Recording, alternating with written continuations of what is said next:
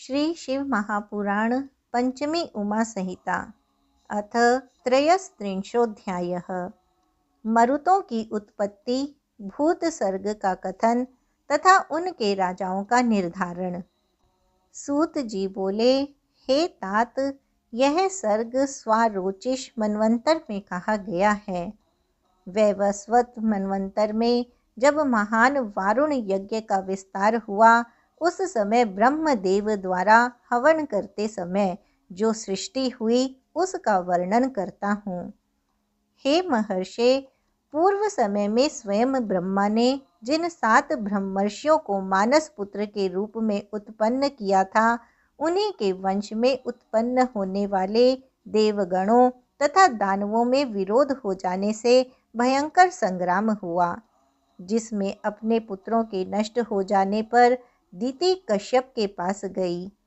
उसके द्वारा सम्यक आराधित हुए उन कश्यप ने प्रसन्न चित्त होकर उसे वर मांगने को कहा। तब उसने इंद्र का वध करने के लिए सामर्थ्य युक्त तथा महातेजस्वी पुत्र का वरदान मांगा। तदनंतर उन महातपस्वी ने उसे वांछित वरदान दिया और 100 वर्ष पर्यंत ब्रह्मचर्य आदि नियम के पालन करने का उपदेश दिया। उसके अनंतर परम सुंदरी तथा पवित्र आचरण वाली दिति ने गर्भ धारण किया और वह उपदेशानुसार ब्रह्मचर्यादि व्रत नियमों का पालन करने लगी।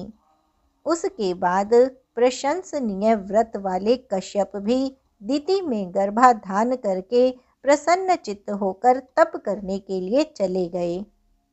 इधर इंद्र दिति के व्रत नियम में छिद्रान्वेषण का अवसर खोजने लगे। जब 100 वर्ष में 1 वर्ष कम रहा, उसी समय इंद्र को छिद्रावकाश दिखाई पड़ा। होनहार की प्रबलता वश दिति अपना पैर बिना धोए ही पलंग पर पैर रखने वाले निचले भाग में उल्टे सिर करके सो गई। इसी बीच हाथ में वज्र लिए हुए इंद्र ने दिति के गर्भ में प्रविष्ट होकर उस गर्भ के 7 टुकड़े कर दिए। इस प्रकार वज्र से टुकड़े टुकड़े कर दिए जाने पर जब गर्भ रोने लगा, तब पुनः रोते हुए उस गर्भ के एक एक टुकड़े को वज्रधारी इंद्र ने 7 भागों में काट डाला और उन प्राणवान गर्भखंडों से कहा, मत रो मत रो। 49 टुकड़े करने पर भी वे नहीं मरे। हे मुने, इस प्रकार इंद्र द्वारा काटे जाने पर उन 49 टुकड़ों ने हाथ जोड़कर उनसे कहा, हे इंद्र, आप हमारा वध क्यों करते हैं? हम आपके भाई मरुत हैं। उसी समय इंद्र ने उन सभी को अपना भाई मान लिया। हे विप्रर्षे, इसके बाद उन मरुतों ने शिवजी की इच्छा से अपने दैत्य भाव का परित्याग कर दिया। तभी से वे महाबली 49 मरुत नाम वाले दिति पुत्र देवता हो गए और इंद्र की सहायता में संलग्न हो आकाश अथवा स्वर्ग में विचरण करने लगे। वे ही प्राणी जब अत्यंत प्रवृद्ध हो गए, तब प्रजापति हरि ने पृथु से पूर्व उन्हें राज्य दिया। उन हरि के नामों का श्रवण कीजिए। अरिष्ट, पुरुष, वीर, कृष्ण, जिष्णु, प्रजापति, पर्जन्य और धनाध्यक्ष, उन्हीं का यह समस्त संसार है। हे महामुने, इस प्रकार मैंने समस्त भूत सर्ग की उत्पत्ति का ठीक ठीक वर्णन किया। अब क्रम से राज्यों के विभाग का वर्णन सुनिए। पितामह ने वेन पुत्र पृथु को परम शासक के रूप में राज्य पर अभिषिक्त कर क्रमशः राज्यों का इस प्रकार नियोजन किया।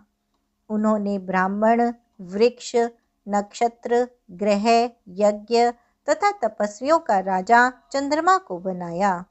वरुण को जल का आधिपत्य, विश्रवा पुत्र कुबेर को राजाओं का आधिपत्य, विष्णु को आदित्यों का आधिपत्य तथा पावक को वसुओं का आधिपत्य, दक्ष को प्रजापतियों का, इंद्र को मरुतों का, महातेजस्वी प्रहलाद को दैत्य एवं दानवों का और विवस्वान पुत्र यम को पितरों का आधिपत्य प्रदान किया। उन्होंने मातृगणों, व्रतों, मंत्रों, गौओं, यक्षों, राक्षसों, राजाओं एवं सभी भूत पिशाचों का राजा शूलपाणी भगवान शिव को नियुक्त किया।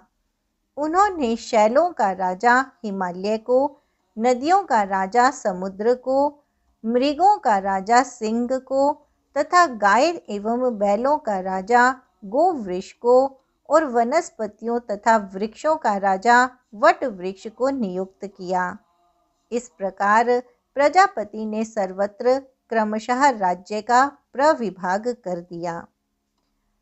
सर्वात्मा विश्वपति प्रभु ब्रह्मदेव ने पूर्व दिशा में वैराज प्रजापति के पुत्र को स्थापित किया।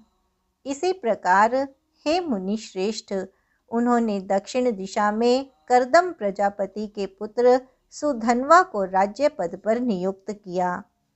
उन प्रभु ने पश्चिम दिशा में रजस के पुत्र अच्युत महात्मा केतुमान को नियुक्त किया। उन्होंने उत्तर दिशा में पर्जन्य प्रजापति के पुत्र दुर्धर्ष राजा हिरण्य रोमा को अभिषिक्त किया। हे शौनक, इस प्रकार मैंने उन वेन पुत्र पृथु का विस्तृत वृत्तांत बताया। यह प्राचीन वृत्तांत महान समृद्धि का साक्षात अधिष्ठान कहा गया है। इति श्री शिव महापुराणे पंचम्यां उमा संहितायां कश्यप वंश वर्णनम नाम त्रयस्त्रिंशोऽध्यायः। इस प्रकार श्री शिव महापुराण के अंतर्गत 5वीं उमा संहिता में कश्यप वंश वर्णन नामक 33वां अध्याय पूर्ण हुआ।